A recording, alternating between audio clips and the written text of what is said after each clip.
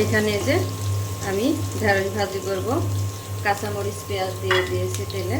এইখানে যে ঢেঁড়স কুটে ধুয়ে রেডি করে নিয়েছি, আর ওই পাশে ভাত রান্না হয়ে গিয়েছে। আসসালামু আলাইকুম, কেমন আছেন আপনারা? আশা করি ভালো আছেন। আমরাও আলহামদুলিল্লাহ ভালো আছি। তো পেঁয়াজটা ভাজি করা হয়ে গিয়েছে, আমি এখন দিয়ে দিলাম ঢেঁড়স।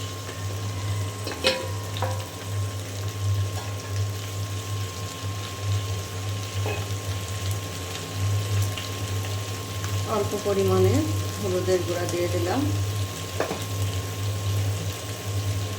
দিয়ে দিলাম স্বাদ মতো লবণ।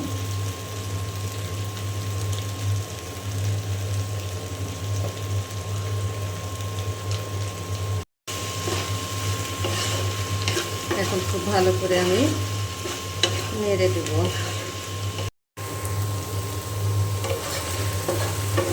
এখানে যে ভাজিটা হচ্ছে,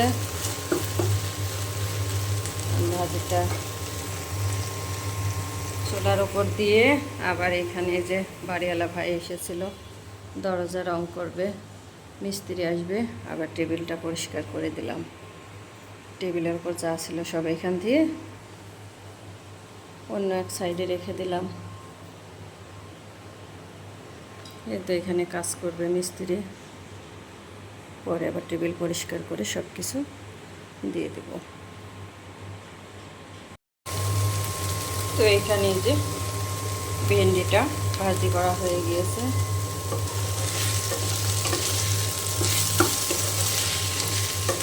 নামিয়ে নেব।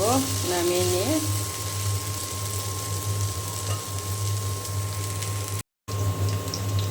এখানে যে ঢেঁড়স ভাজি করা হয়ে গিয়েছে, নামিয়ে নিয়েছি। আর এখানে আমি আলু ভাজি করার জন্য তেল দিয়ে দিয়েছি। এখন আমি আলু দিয়ে দিলাম।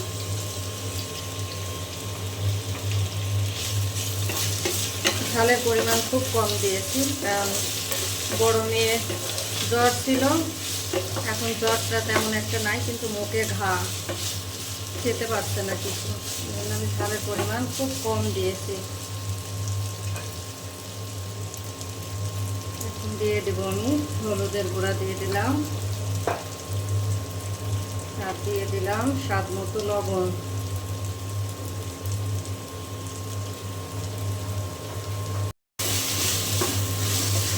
তো রান্নাটা খুব তাড়াহুড়োর মধ্যেই শেষ করব, কারণ বড় মেয়ে অসুস্থ, ছোট মেয়েকে নিয়ে আবার কোচিংয়ে যেতে হবে।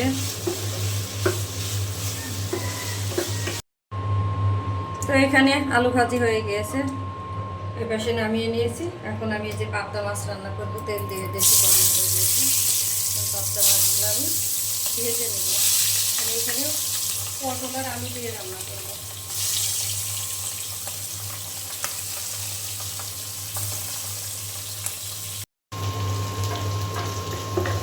মাছ ভেজে নেওয়া হয়ে গিয়েছে, আমি উঠিয়ে নিয়েছি। এখন আমি এই তেলের মধ্যে দিয়ে দিলাম পেঁয়াজ আর মরিচ, কাঁচা মরিচ। আর এখানে আমি মশলা রেডি করে নিয়েছি, হলুদের গুঁড়া, ধনিয়া গুঁড়া, মরিচের গুঁড়া, স্বাদ মতো লবণ, জিরা বাটা, রসুন বাটা, আদা বাটা। এখন আমি পেঁয়াজ ভালো করে ভেজে নিয়ে মশলা দিয়ে দেবো।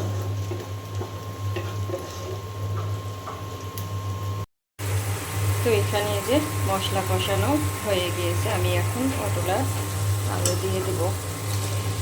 দিয়ে দিলাম পটল আর আলু। মশলার পরিমাণটা কিন্তু আমি তরকারিতে খুব কম দিই।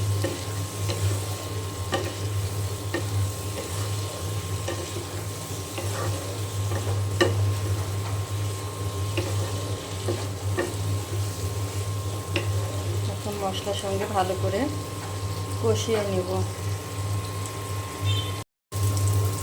তো এখানে এই যে পটল আর আলু কষানো হয়ে গেছে,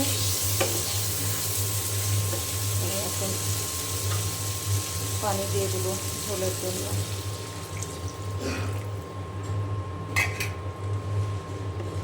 মিস্ত্রি কাজ করছে দরজায়।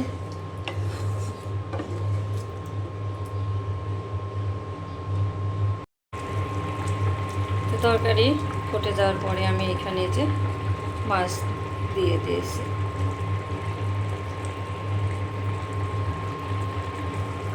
তরকারির কালারটা কিন্তু সবুজ সবুজে আসবে, কারণ আমি শুকনো মরিচের গুঁড়া ব্যবহার করি না, কাঁচা মরিচের গুঁড়া ব্যবহার করি। বাড়িতে বানানো নিজে হাতের মশলা। তো এখানে যে পটল আলু দিয়ে পাবদা মাছের তরকারি রান্না হয়ে গিয়েছে, আমি এখন নামিয়ে নেব।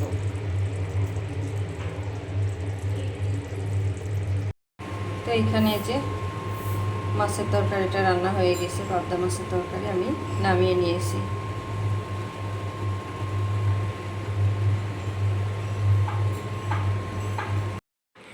তো মেয়েকে নিয়ে কোচিং থেকে চলে এসেছি। তো দেখি রাত্রের খাবার, এখানে যে ভাত দুপুরে রান্না করেছিলাম সব অল্প অল্প খেয়েছে। সবাই অসুস্থ, 2 মেয়ে অসুস্থ, ঠান্ডা। এখানে যে মাছের তরকারি আছে, এখানে ভেন্ডি ভাজিও আছে, আর এখানে আলু ভাজি আছে। তো চা বসিয়ে দেব, চা খাবো। আর এই যে দরজার কাজ কালকে রং করবে, আজকে শুধু যে পুটিন দিয়ে গেছে। তো চা বসিয়ে দিই, আমরা এখন চা খেয়ে নিই।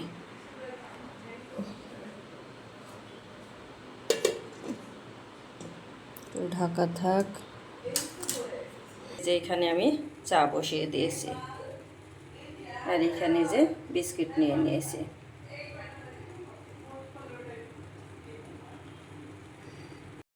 চা বসিয়ে দিলাম, দিয়ে আমি যে লেবু নিতে আসলাম।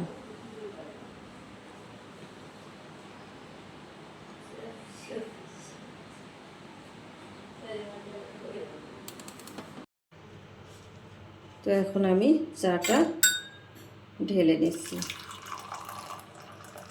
সারাদিন দৌড়ঝাঁপের মধ্যে দিন শেষ।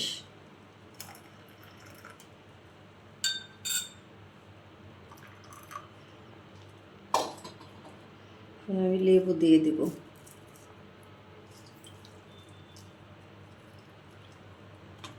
লেবুতে রস খুব কম, তারপরেও আছে, আজকেরটাই মোটামুটি ভালোই আছে।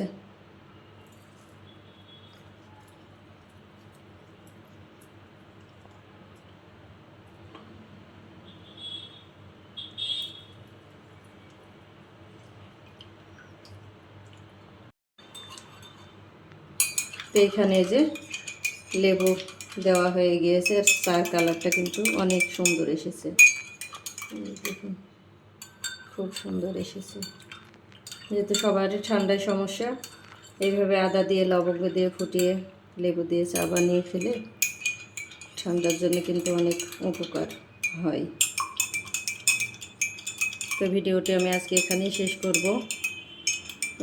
যদি ভালো লাগে আমার চ্যানেলটি সাবস্ক্রাইব করে লাইক কমেন্ট শেয়ার করবেন, আমার পাশে থাকবেন, আমাকে সাপোর্ট করবেন। আর ভিডিও দেখা শুরুতে প্লিজ একটি লাইক দিয়ে ভিডিওটি দেখা শুরু করবেন। আসসালামু আলাইকুম।